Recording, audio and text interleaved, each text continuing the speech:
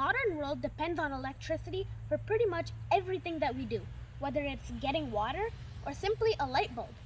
What's up everybody? Another week, another video, and welcome to another video on my channel Infinity Knowledge with Aryan, where we learn a new topic every single week and then we discover the new, cool, and fun facts about it. This week we're learning the fascinating topic and achievement of electricity supply and the power grid. Super excited? So if you haven't already, like, subscribe, and smash that notification bell, and let's get this video going. Electricity is a crucial resource, especially in urban areas that need medical care, water, and even just a light bulb. Electricity cannot be created, stored, or used at a later time. And what this means is that the instant that it is produced, it's used, no matter the distance between the producer and the consumer.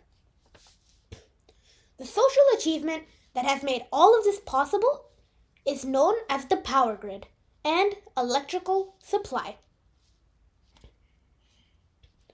So what really is electrical supply? Well, in simple terms, it is the network of how electricity is supplied to specific areas.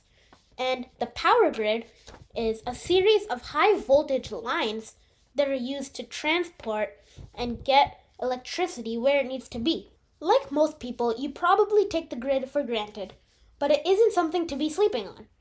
It is quite a fascinating infrastructure, so hopefully after this video you will also agree with me on that. Depending on your definition, the electrical supply can be considered as one of the world's largest machines in the world.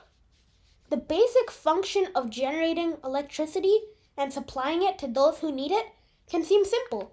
I can just connect a generator to a light and boom, you have a power grid. But it's not that easy, so I'm going to explain it to you all in this video. Many people see solar power as an easier way to receive electricity, but that's not exactly the case.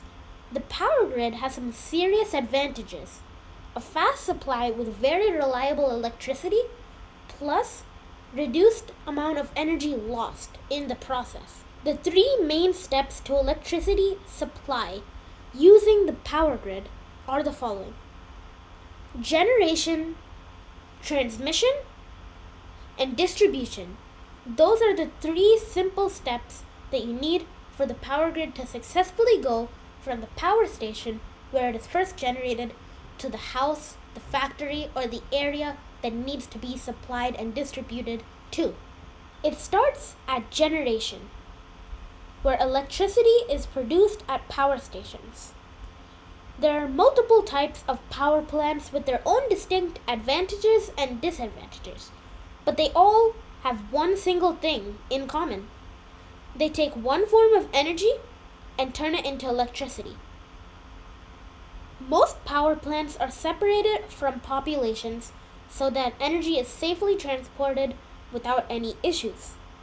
To do this, high voltage transmission lines with about 400,000 volts carry electricity through wires and supply them where they need to go. If you have ever seen big towers with connecting lines on the side of the road, those are the transmission lines, and they transport electricity to the certain areas. Once the electricity is finally generated, it starts to move across areas that we need it. It starts at the power station and the energy is generated. Then we go on and go to the transmission lines where it starts to go to the places we need it to go. And as I told you, it's at 400,000 volts. At this point, it seems really simple. The power is generated, it goes through the transmission lines, get to where it needs to be. But before it can get to the houses and factories and places that it needs to be, it first needs to go through the transformer step.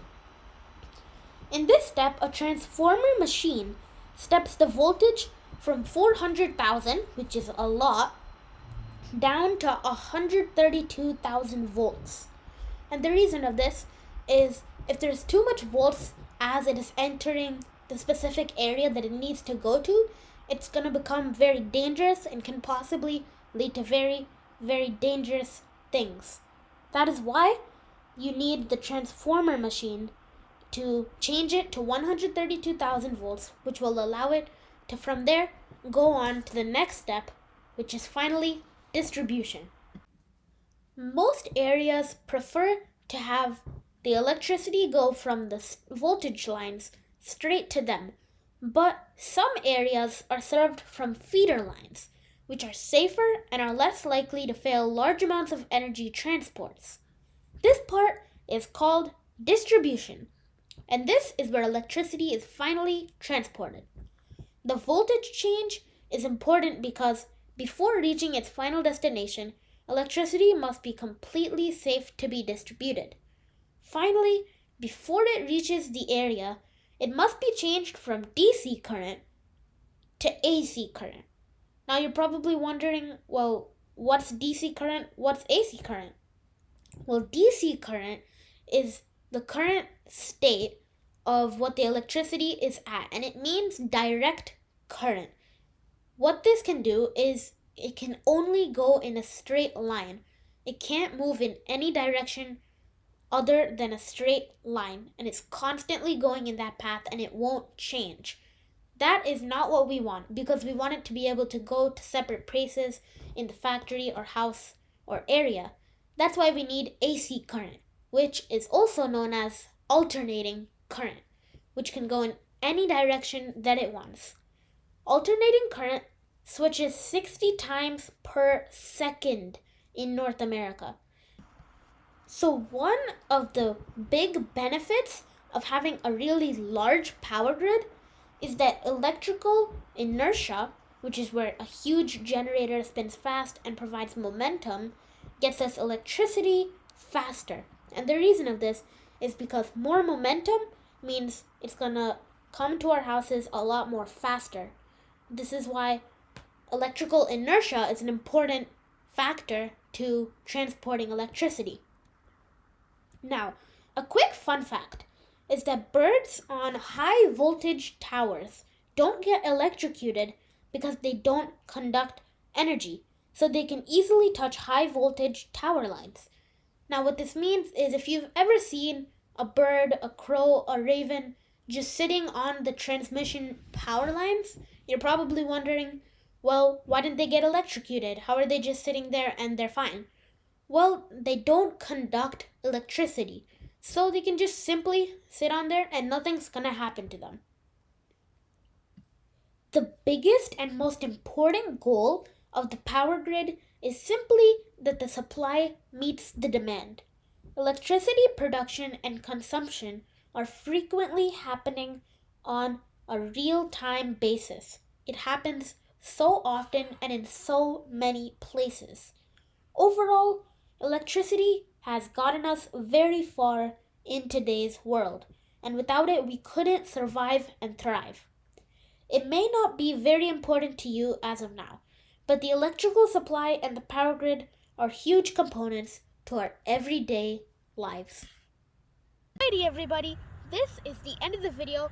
I hope you enjoyed watching this video today, and hopefully you learned a thing or two about electricity supply and the power grid.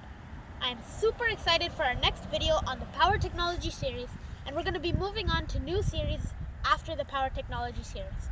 Always remember, listen, learn, and leap forward. And I'll see you guys in the next video.